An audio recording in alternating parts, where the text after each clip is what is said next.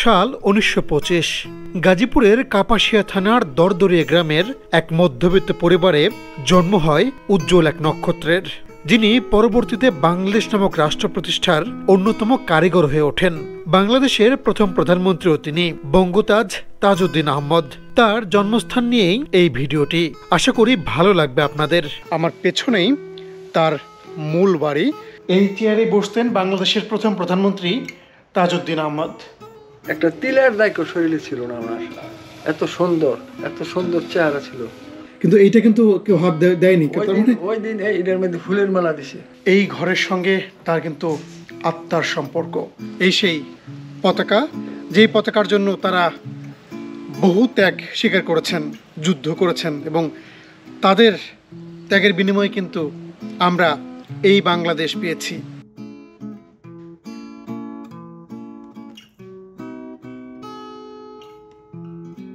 যাত্রার শুরুটা হয় ঢাকার মহাখালী বাস স্ট্যান্ড থেকে। সকাল সকাল বাসের টিকিট কেটে রওনা হয় গাজীপুরের কাপাসিয়ার উদ্দেশ্যে। টিকিট ২৩০ টাকা। পুরোটা রাস্তায় আমার সঙ্গী ছিল বাবাকে নিয়ে তার মেয়ের লেখা এই বইটি। নয়নাভিরাম প্রাকৃতিক সৌন্দর্য দেখতে দেখতে এগিয়ে চলি। ২ ঘন্টা পর পৌঁছে যাই আমরাইদে। ঢাকা থেকে রওনা হওয়ার ২ ঘন্টা ২০ মিনিট পর এসে পৌঁছালাম আমরাইদ বাজারে। যেহেতু সকালে রওনা দিয়েছিলাম, তাই এখানে এসে নাস্তা করছি। নাস্তা করার পর যাব তাজউদ্দিন আহমেদের বাড়িতে। এখান থেকে খুব কাছেই তার গ্রাম, সেই গ্রামে যাব। নাস্তা করছি এখানে পরোটা, ডিম আর ডাল ভাজি। নাস্তা শেষে রওনা হই দরদরিয়ার দিকে। এক ধরনের উচ্ছ্বাস ও উদ্দীপনা কাজ করছিল। অল্প সময় পরই পৌঁছে যাই স্মৃতি বিজড়িত বাড়িটিতে। অবশেষে আমি সেই তাজউদ্দিন আহমেদের বাড়িতে, বাংলাদেশের প্রথম প্রধানমন্ত্রীর বাড়িতে। আমার পেছনেই তার মূল বাড়ি। একটু ভিতরে ঢুকবো এবং বাড়িটি ঘুরে ঘুরে দেখব। আসসালামু আলাইকুম খোকা ভাই, ভালো আছেন? আচ্ছা, আমি তো ঢাকা থেকে আসলাম, আপনি একটু আমাকে তার বাড়িটা ঘুরে ঘুরে দেখাবেন। কোথায় কি ছিল, কেমন আছে, সেগুলো এখন একটু কষ্ট করে দেখাতে হবে আপনাকে। ঠিক আছে, দেখেন। খোকা ভাই খুবই পরিচিত মানুষ, আপনারা অনেকে হয়তো তাকে দেখেছেন অনেক ভিডিওতে। এই খোকা ভাই, আপনি কতদিন ধরে এই বাসা দেখাশোনা করছেন? এই বাসা ৪৫ বছর ধরে দেখাশোনা করি। ৪৫ বছর ধরে এখানে, মানে ৪৫ বছর ধরে তিনি এই বাসা দেখাশোনা করেন। এর আগে কে করতেন এটা দেখাশোনা? এর আগে বিভিন্ন অন্য মানুষ ছিল। মূল বাড়িটা এইটা, মূল বাড়িটা মাটির দোতলা।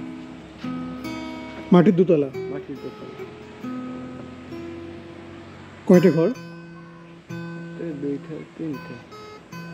তাদের মূল বাড়িতে ৩ ঘর, বাইরে আছে ২ ঘর। এটাই হচ্ছে, উনি এখানেই থাকতেন। এই ঘর উনি জন্ম, এই ঘরটা মেরামত উনি করছে। জন্ম এখানেই? এখানে, এই ঘরে জন্ম। আচ্ছা, আমরা একটু দেখতে চাই। হয়তো মাটির ঘর ছিল না, কাঠ করে টিনের বেড়া ছিল। ওই যে সব উনি এই ঘরে হয়েছেন। আচ্ছা, ঘরের ভিতরে যাবেন। হ্যাঁ, এটা তো মাটির না, কিন্তু দেখে তো বোঝার উপায় নেই যে মাটির। তাই না? মনে হচ্ছে পুরো বিল্ডিং। মৌলভী মোহাম্মদ ইয়াসিন খান ও মেহেরুন্নেসা খানমের ৪ ছেলে ও ৬ মেয়ের মধ্যে তাজউদ্দিন ছিলেন চতুর্থ। আমরা সেই ঘরে প্রবেশ করছি। খোকা ভাই, এই ঘরটাই কি আসল ঘর? এই ঘরে উনি থাকতেন? এই ঘরে উনি জন্ম, এই ঘরেই উনি থাকতেন। এগুলো কতদিন আগে? এইগুলি ধরেন এত আগের তো নাই, ২-৫-১০ বছর পরে পরে রদ বদল করে লাগে। এই ঘরটা যে আরো দিছেন না।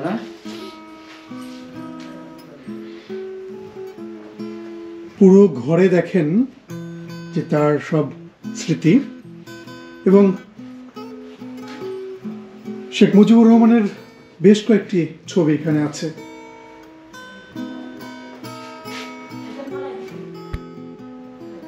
খুবই তার ব্যবহৃত কোনো কিছু আছে এখন? এর ব্যবহৃত একটা চেয়ার আছে উপরে। চলেন যাওয়া যায়। ওকে মানে সুরুল ভাই রিমা পা তারা কি আসে মাঝে মাঝে এখানে? বছরে একদিন আসে, দেখে চলে যায়। এমপি থাকতে তো সপ্তাহে প্রতি দিনই আসতে হতো আর কি।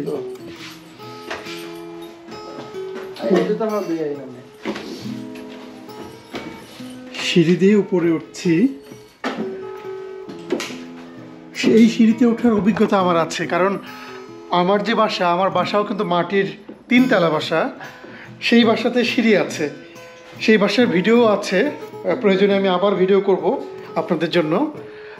আমি এই দোতলায় উঠলাম, এই যে দোতলা। আমরা পরে একটু সংরক্ষণ করছি, বন্ধ হয়ে গেছিল না, এই চেয়ারটাই বসতেন আর কেউ নেই। এই যে এই চেয়ার, এই চেয়ারে বসতেন বাংলাদেশের প্রথম প্রধানমন্ত্রী তাজউদ্দিন আহমদ। এটা কি কাঠের? কাঠের পরে সব কাঠের। হ্যাঁ কাঠের। চেয়ারটা এখনো ওরকমই আছে। এই ঘরটায় কে থাকতেন? এই ঘরটা তাজউদ্দিন আহমদ থাকতেন। এই ঘরে ওনার জন্ম কি নিচে ঘরে না উপরের ঘরে? ওই সময় তো দোতলা ছিল না, একতলা। ওই সময় একতলা, তাহলে তার মানে নিচে। বারান্দায় যাওয়া যাবে? আমরা একটু বারান্দায় যাই। ওই সময় কাজী সাহেব ওই কাঠের বারান্দা করছিল, পরে আমরা দূরে রাখছি। এই বারান্দা তখন থেকে মালিক ঘর করছি, পরে কাজী সাহেব করে পেয়ে গেছে। এই যে বারান্দা পরে মাঝে মাঝে নষ্ট হয়, আমরা পরে আবার ঠিক করা হয় আর কি। হ্যাঁ স্বাভাবিক, অনেক আগের। এই বাড়িগুলোকে পরে করা? পরে করা। ওই সময় এই ঘরটা ছিল, আর পশ্চিম দিকে বড় ঘর ছিল, পাক বাইরে ওই বড় ঘরটা পুরাই গেছে, মাটির বড় ঘর ছিল। এই বাড়ি এটা ফাঁকের ঘর ছিল, এটির সাথে ছিল আর কি, বাইরের সাথে ছিল। পরে এখন আর এটা ফাঁক করে না, ফাঁক করে আমরা নিচে বাইরে এক চালার তলে। আচ্ছা, নিচে হয় পাক। আপনি এখানেই থাকেন? এখানেই থাকি। আচ্ছা, দেখাশোনার দায়িত্ব সব। আপনার সাথে কোনো সম্পর্ক তাদের পারিবারিকভাবে আছে? মোটামুটি ভালোই। না মানে তাজউদ্দিন আহমেদের পরিবারের সাথে আপনার পরিবারের কোনো সম্পর্ক? হ্যাঁ, আমাদের আত্মীয় স্বজনের ভেতরে। আমার নানির সহপাত্য ভাই তাজউদ্দিন আহমেদ। কিন্তু আপনি তো তাকে মনে দেখেননি না? দেখছি। তাজউদ্দিন আহমেদকে দেখছেন? ওই সময় যদি আমার বয়স আরো 2-4-5 বছর বেশি থাকতো, বা 4 বছর, তাহলে মুক্তিযুদ্ধে যাইতাম। বয়স ছিল 11-12। আচ্ছা, 11-12 বয়সে তো মুক্তি বাহিনী যাওয়া বয়স না। কিন্তু আপনি তো তাকে দেখছেন? দেখছি। তার সাথে কথা বলছেন? না, কথা বলছি না, খালি ঘুরে ঘুরে দেখছি। পোলাপান মানুষ, 11-12 বছর। একবারও কথা হয়নি? কথা হয়নি। কিন্তু মানে তাকে আপনার দূর থেকে দেখছেন? হ্যাঁ, কাছে। কেমন মনে হতো? উনি যেমন ওই যে উনি যে দেখলাম সংগ্রামের আগেও বিভিন্ন সবাই যেত, সবাই গেলে আমি আগে বেন্যাতে যাইতাম, ওখানে সবাই তো। তখন উনি যে বাড়িতে রেস্ট নিত, এই বাড়িতে গিয়ে দেখতাম উনি অজু হচ্ছে শহীদ বইয়া, যেমন এই যে হাত পাগুলো অজু হচ্ছে, রক্তগুলো যেমন দৌড় ফাড়ে, একটা তিলের দায়িত্ব শরীরে ছিল না ওনার। এত সুন্দর চেহারা ছিল। অনেক বর্তমানে মানুষ পাওয়া যায়, এত মোটা পাওয়া যায়, এত ওষা পাওয়া যায়, কিন্তু ওনার মতো এত গুলগাল সুন্দর চেহারা মানুষ পাওয়া যায় না। যেমন বেলুনের বেলারের মতো কোনো একটা অংশ ওনাদের কোনো বেচাক ছিল না।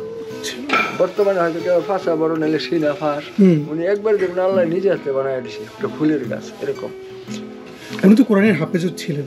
উনি 12 পুরা কোরআনের হাফেজ ছিলেন। বাড়ির চারপাশে অসংখ্য গাছ লাগানো আছে, যেগুলোর বেশিরভাগই জোহরা তাজউদ্দিন নিজে লাগিয়েছিলেন। তাজউদ্দিন আহমেদের মৃত্যুর পরে জোহরা তাজউদ্দিন এখানে এসে থাকতেন? ঢাকায় থাকতেন না তখন? 12 বছর পরে। আচ্ছা, ওই 12 বছর পরে ওখানে থাকে যে আশা সরকার যে সময় আওয়ামী লীগকে সুযোগ দিছে যে ঘুরে রাজনীতি করে, তখন উনি দীর্ঘ 7 বছর দলের জন্য কাজ করছে না, দলের সভাপতি ছিল। দলের নিজেই তো সভাপতি ছিলেন। সারা বাংলাদেশ আনাচে গেছে 2 মাসে 3 মাসে লেগে ওইখান থেকে আনায় পড়ছে। 15-20 দিন সময় দিছে বাড়িতে, এই গাছগুলা উনি লাগাইছে। উনি অনেক ভালো মনের মানুষ, ছেলে মেয়ের অনেক ভালো মনের, সবাই পুরো পরিবারটাই অনেক ভালো মনের। এদের সাথে চললে কেউ বিপদে পড়বে না, হয়তো ফয়সালা হইতো না। হ্যাঁ, দুর্নীতি করতে পারবে না, এটা হচ্ছে কথা। দুর্নীতি না করলে তোর পয়সা পাওয়া যাবে না। দুর্নীতি ওদের সাথে থাকলে এটাই বড় জিনিস, বুঝলেন? দুর্নীতি হবে না, পয়সা। খোকা ভাই যেটা বলছিলেন যে এই পরিবারের যারা মানুষজন আছেন, সোহেল তাজ থেকে শুরু করে তার যে মেয়েরা তাজউদ্দিন আহমেদের, তাদের সঙ্গে চললে কেউ পয়সা আলা হতে পারবে না, কিন্তু ভালো মানুষ হতে পারবে। কারণটা হলো যে এই পরিবারের কেউ দুর্নীতির সঙ্গে জড়িত নয়, যার কারণে কিন্তু তাদেরকে সবাই এত ভালোবাসে। আচ্ছা, এই অঞ্চলের মানুষ তাজউদ্দিন আহমেদকে তো অনেক ভালোবাসেন মনে হয়। অনেক অনেক। কারণ আমি কাপাসিয়ায় দেখলাম যে তার একটা ভাস্কর্য কাপাসিয়ার শহরের থেকে আসার পথে, রাস্তার সামনে। হ্যাঁ, কারণ এই যে 5 আগস্টের পর অনেক জায়গায় কিন্তু ভাস্কর্য ভাঙা হয়ে গেছে, কিন্তু এইটা কিন্তু কেউ হাত দেয়নি। ওই দিন এটার মধ্যে ফুলের মালা দিছে। দোতলা মাটির ঘর, মূল ঘরটির পাশে আর একটা ঘর ছিল। ৭১-এর যুদ্ধে পাকিস্তানি হানাদার বাহিনী সেটা পুড়িয়ে দেয়, পরে ওই জায়গায় নতুন করে ঘর তৈরি করা হয়।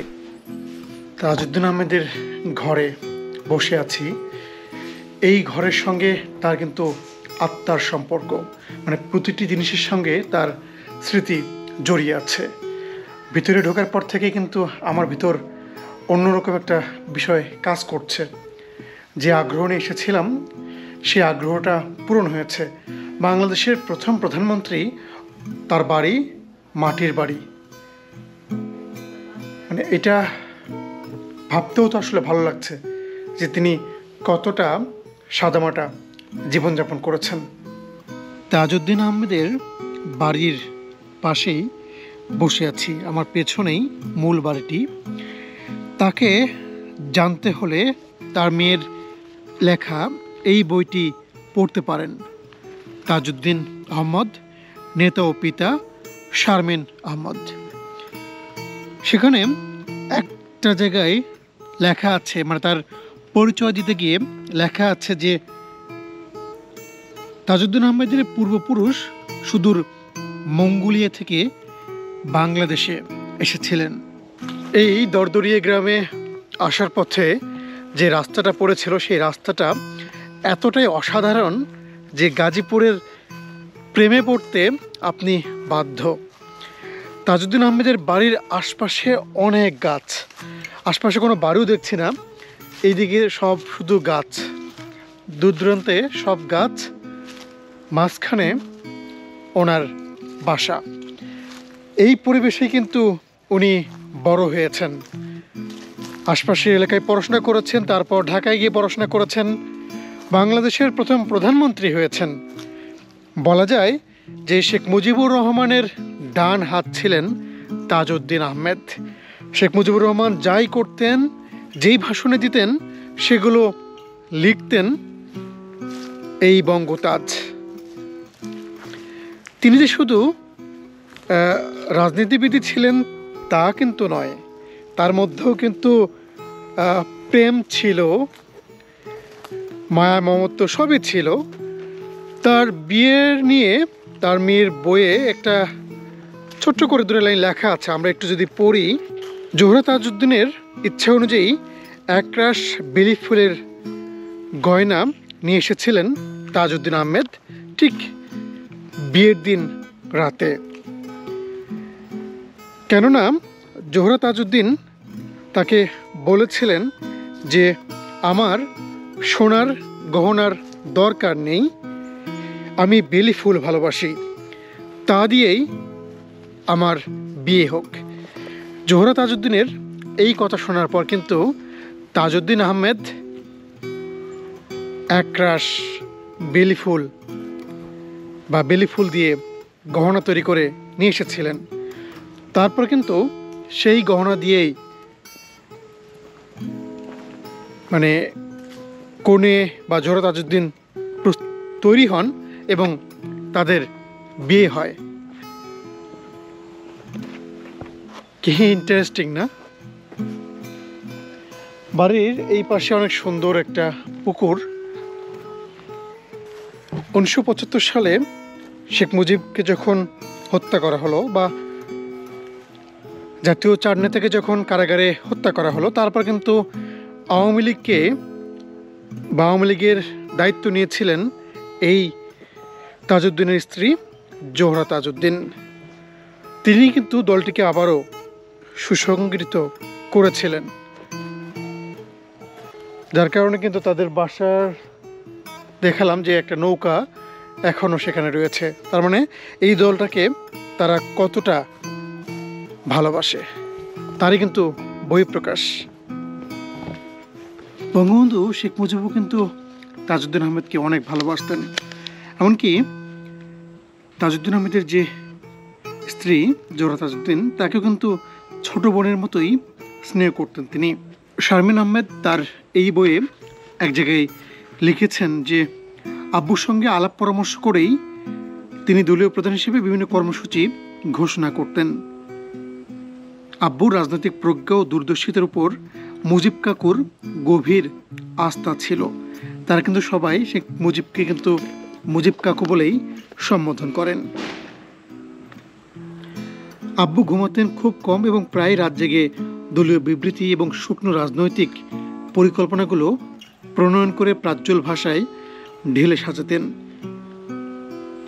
আব্বুর খাটুনির মাত্রা বেশি হলেই মুজিব কাকু গভীর উদ্বেগের সঙ্গে আম্মাকে বলতেন, লিলি, তাজউদ্দিনের দিকে খেয়াল রেখো, ওকে ছাড়া কিন্তু সব অচল। এই কথাটা দিয়ে বঙ্গবন্ধু কি বোঝাতে চেয়েছেন তা নিশ্চয়ই আপনারা বুঝতে পারছেন যে তাজউদ্দিন আহমেদ বঙ্গবন্ধুর কতটা কাছের এবং দলের জন্য কতটা নিবেদিত ছিলেন। যদিও একসময় তাদের মধ্যে দূরত্ব তৈরি হয়েছিল, সেটাও আপনারা জানেন। সেসব নিয়ে অনেক কথা আছে, সেগুলো পড়লে আপনারা বুঝতে পারবেন। জিসান, তোমার এখানে থাকতে কেমন লাগে? ভালো। খুব ভালো লাগে। এই বাড়িটা যার, তার সম্পর্কে জানো? না। জানো না? কার বাড়ি এটা বলো তো? রিমিয়া পাস। রিমিয়া পার। ওনার বাবা? বাবা, ওনার বাবা কি ছিলেন বাংলাদেশের? বাংলাদেশের প্রথম প্রধানমন্ত্রী। প্রধানমন্ত্রী। প্রধানমন্ত্রী। হ্যাঁ, প্রথম প্রধানমন্ত্রী। মানে অনেক বড় কিন্তু নেতা ছিলেন, বুঝছো? এই যে এই বাড়িতে যে ছিলেন আর কি। শিক্ষিত। হ্যাঁ, শিক্ষিত অবশ্যই। তাদের সঙ্গে তোমার দেখা হয়? তাদের এই যে রিমিয়া পাড়া যখন আসে দেখা হয়? তাই? তোমাকে চেনে? সোহেল ভাই তোমাকে চেনে? তাই? তোমাকে কি নামে ডাকে তারা? আমাকে কি নামে ডাকে? জিসান। জিসান নামে ডাকে। বিজয়ের মাস চলছে আমাদের, ডিসেম্বর মাস। এই মাসে যাদের জন্য বা যাদের ত্যাগের বিনিময়ে আমরা এই পতাকাটা পেয়েছি, তাদের অন্যতম একজনের বাসায় কিন্তু এই মুহূর্তে আমি আছি। তার বাসায় আমি এই পতাকা জড়িয়ে একটু ঘুরতে চাই। জিসান, আমি একটু হাঁটতে চাই পতাকা দিয়ে, তুমি একটু আমাকে ফলো করো।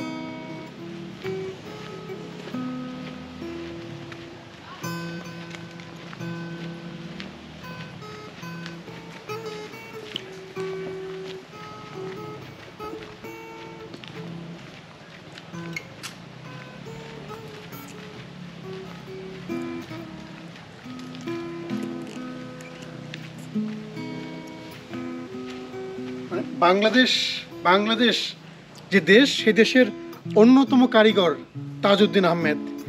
সেই তাজউদ্দিন আহমেদের বাড়ির সামনে কিন্তু আমি আছি। এই সেই পতাকা, যেই পতাকার জন্য তারা বহু ত্যাগ স্বীকার করেছেন, যুদ্ধ করেছেন, এবং তাদের ত্যাগের বিনিময়ে কিন্তু আমরা এই বাংলাদেশ পেয়েছি। তাদের মতো নেতাদের প্রাণ ভরে সম্মান করা যায়। বাংলাদেশের প্রতিটি মানুষের উচিত তাদেরকে শ্রদ্ধা করা। আবার আসবো, ভালো থেকো, দেখা হবে। কি সুন্দর একটা পরিবেশ, এই পরিবেশে উনি বড় হয়েছিলেন। পরিবেশ কিন্তু মানুষের মনকে বিশাল করে তোলে, যার উদাহরণ কিন্তু এই তাজউদ্দিন আহমেদ। অনেক পুরনো একটা আম গাছ এখানটায়, বিশাল পুরনো। এই পাশে কয়েকটি বাড়ি দেখছি যেগুলো পরে তৈরি করা হয়েছিল। ঢাকা থেকে যেভাবে আসলাম, প্রথমে মহাখালী বাস স্ট্যান্ড, সেখান থেকে 230 টাকা টিকিটে কাপাসিয়ার টিকিট করে বাসে করে এসে নামলাম আমরাইদে এসে সেখান থেকে আবার অটো সিএনজি সব কিছু পাওয়া যায়, ভাড়া 20 টাকা থেকে শুরু। সেটা দিয়ে বললেই আপনাকে তাজউদ্দিন আহমেদের এই বাসায় নিয়ে এসে নামিয়ে দেবে। বাসার ঠিক পাশেই কিন্তু মসজিদ, এখানে একটা মসজিদের পাশেই স্কুল, আর এখানে কিন্তু কবরস্থান, এবং এই কবরস্থানেই তাজউদ্দিন আহমেদের বাবা কবর আছেন। আমরা আসলে কতটা অকৃতজ্ঞ জাতি না, যে আমাদের বীর নেতা বীর সেনাদের আমরা কিছু কতিপয় বাঙালি তো হত্যা করেছিল। তার বাড়ির সামনে কিন্তু এই একটি স্কুল আর এই খেলার মাঠ। রাজনীতিকে যারা দুর্নীতির ঘর বানিয়েছে সেই সব রাজনীতিবিদদের অন্তত একবার এখানে এসে দেখে যাওয়া দরকার, যে তারা কি করছে, আর তাদের যে সবার যে নেতা প্রথম প্রধানমন্ত্রী তিনি কিভাবে জীবনযাপন করতেন, বা তার জীবন ধারণ কতটা সাদামাটা ছিল। মানুষ তাকে এখনো কতটা ভালোবাসে।